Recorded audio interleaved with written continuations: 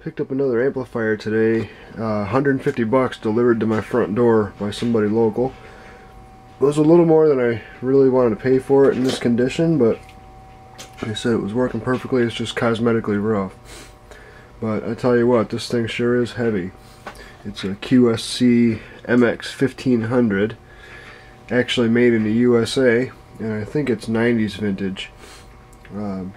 The worst problem with this, other than the paint scratches, is that the rack ears are cracked. So I'm going to have to have some work done to the cabinet on this. But the other thing, on the back, the inputs have the tip as the negative. So I'm going to need to reverse the tip and the ring to have it work with my EQ properly and be in phase with the subwoofer amp. So I got to take the cover off to do that. Might as well inspect it while I'm at it and start getting it cleaned up. So let's see what's inside this 50-pound monster. No wonder this thing's so damn heavy. 2 separate power transformers and big old heat sinks. Sure is dusty in here though, and the date code on the caps looks like 1986. So it's late 80s vintage. Mid 80s vintage anyway.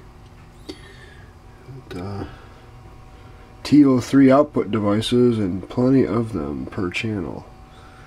It's supposed to deliver 330 watts per channel into 8 ohms, and I don't know, I forget the specs out of the manual, but it's got pretty good power. It goes down to 2 ohms at 750 watts per channel RMS.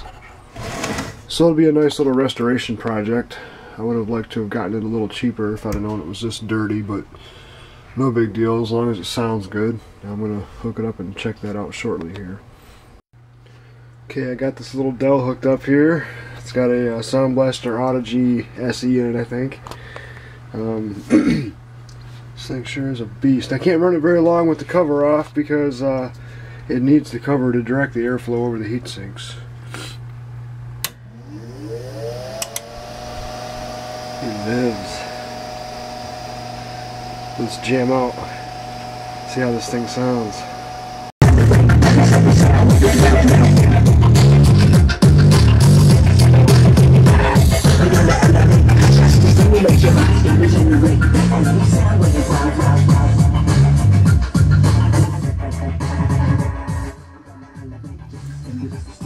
My God, I bottomed out the speakers with the volume just a little higher than what that was. Even with these little speakers, it hits me in the chest. This thing's a monster. Yeah, I gotta say that I don't think I've ever heard those test speakers get that loud ever on anything I've ever hooked up to them. And they're also very well controlled too for how loud they were. This amp must have really good I think the damping factor is over 200 on this, so I know it's up there. I think I'm just going to get all the dust blown out of this and touch it up a bit and get it installed in my rack. I'm almost considering seeing if it can outkick the Behringer EPX3000 that's driving my subs right now. I know it's rated for less wattage, but I think this might have more clean wattage than the Behringer does. But I really got it to drive the Serwin Vegas that are currently being driven by a 100 watt per channel kind of generic amplifier, and I think this will more than do the job of that, because it won't even have to do bass duty. It'll only be like 60 hertz and up or 100 hertz and up or something like that. So sheesh, if I can get everything fixed up the way I need it, maybe I'll give it a try on the subwoofers and see what it can do.